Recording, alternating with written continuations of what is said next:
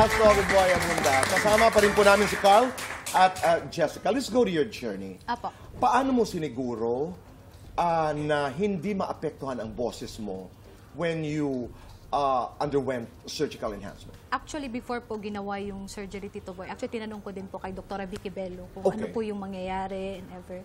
And they make sure naman po na Sabi ni Vicky? I'm safe. Yes, na hindi po maaapektuhan yung throat or anything. Kasi concern mo Siguro, yan, no? konti yung breathing lang. Yung dito sa my nose. Oh, Jessica, why were you very open about it? Yung iba kasi, di ba, and I don't say it is wrong. Kanya-kanyang Yes. choice. Apo, apo. Ang iba itinatago, ang Apo, iba apo. idinideny. Whatever the reason is, I respect that. But you were very open. Bakit? Ako, Tito Boy, inopen ko siya kasi mahalata na nagpaayos ako. So, para hindi na i-question yung mga tao na, inopen ko na ganito, gusto ko. At ito yung gusto ko talang gawin before pa kasi I was bullied before growing up. How were you bullied? That brought you to that decision? Yes. Actually, nung ano pa nga ako, nung high school, gusto ko na Okay. Gusto ko nang ibahin. Kasi, nung bata pa ako, palagi po akong sinasabihan na pangit, maganda lang yung boses ko. Even lang sa mga contest na sinasalihan ko, na wala akong star quality, ever. Like, hindi ako magiging, mga ganun po. Growing up, yun talaga yung naano sa mind ko. Pero, kaya after nung The Clash, nabigyan ako ng opportunity na ito yung gusto ko. Gusto ko na tong gawin. So, I did it. At hindi mo hinayaan na yung cruelty na yun, yung bullying na yun, would define you?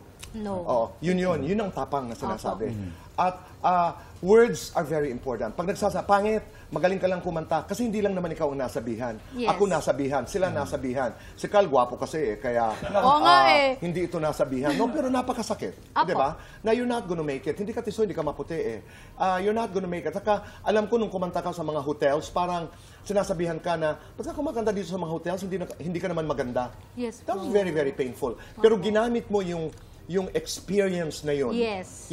to trigger itong enerhiya, itong determinasyon. Opo, saka never ako nagsumbat ng mga taong gumanon sa akin. Like, I just work hard, I just believe in God.